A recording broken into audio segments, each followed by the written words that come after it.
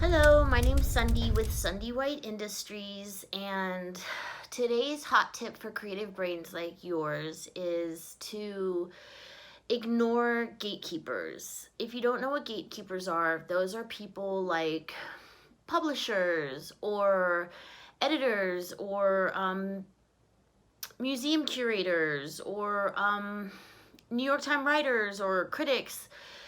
There are gatekeepers. In this day and age, there's no reason to pay any attention to gatekeepers, actually, because there's this thing that was invented called the internet. And so now those gatekeepers, as sad as it makes them, are becoming obsolete, actually. And what's really neat about that is that it gives the power to the people to it gives a direct line to an interaction with people and artists, where that gatekeeper, the middle person, is taken out. And the thing about the middle person, which is great if you are a gatekeeper, and that's wonderful.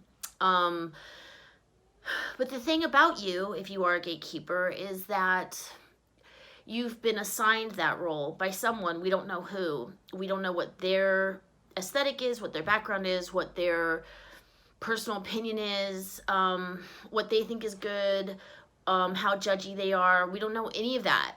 Yet one of those people,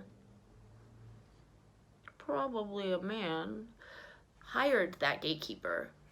And that gatekeeper, whoever they are, why they got hired, maybe they knew him in college or her in college, and that's why they're now an editor. I mean, maybe they are like super special gifted people with visions, those and they don't get pressured by money issues when the corporation's like, okay, we have this budget and this is too risky to spend that budget on. I mean, a lot of art disappears because people don't have budgets and people are freaked out to try something that's like a little out there or new or this or that, because there's a lot of fucking money on the line, frankly, and this is a business. And so the thing about gatekeepers, even if you're the best, most open-minded gatekeeper, you are in charge of money and you need to make sure your business makes money or else.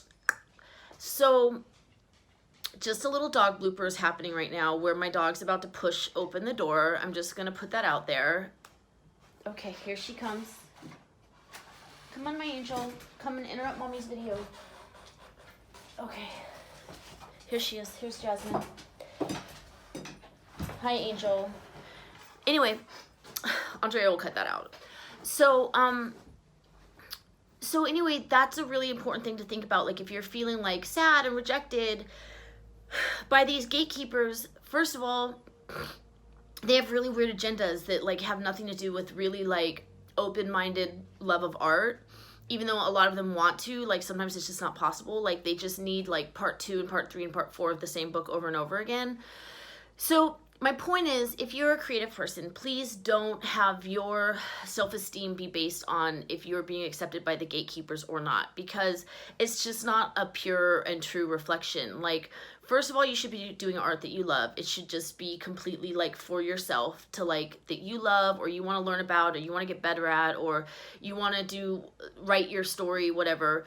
And second of all, don't value your personal art based on if gatekeepers are valuing it or acknowledging it. And like, that's great if you're at a place where for whatever reason a publisher does pick you up or like whatever happens, but that's not right for everyone. In this day and age, just put your work out there on the internet, love your work or work towards what you want to do with your work.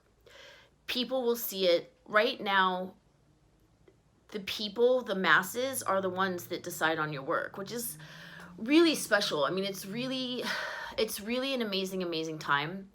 So that's my advice for creative minds like yours right now, is to just make your work, get great at your work, do your best work. If you're not there yet where you want to put it out in the world, then just focus on doing work that you care about, that's important to you, because the bottom line is you don't need to do work for what you think a publisher would like or what you think a art magazine would like, because they're kind of irrelevant now because there's the internet, there's Instagram. Like, just put things out there, have your own blog and post your own art every day if you want, or whatever. And eventually people will choose your work. You can put your work right to the people, and that's like a beautiful thing about modern times. So in closing, go out there and make the work that is valuable to you. Don't worry about getting chosen. Being chosen doesn't necessarily mean you're of more or less value out in the world as an artist. Don't worry about gatekeepers. We don't know who they are. Who are they? Where do they come from? Who chose them? We don't know. So just go out there, do your best work, and then put it out in the world and let people decide. And so please do that. Thanks for watching. Follow me on Instagram, Sunde White Industries, or go to my website to see what I'm up to, www.sundewhiteindustries.com, and go out there and ignore the gatekeepers and make your best work. Have a great one.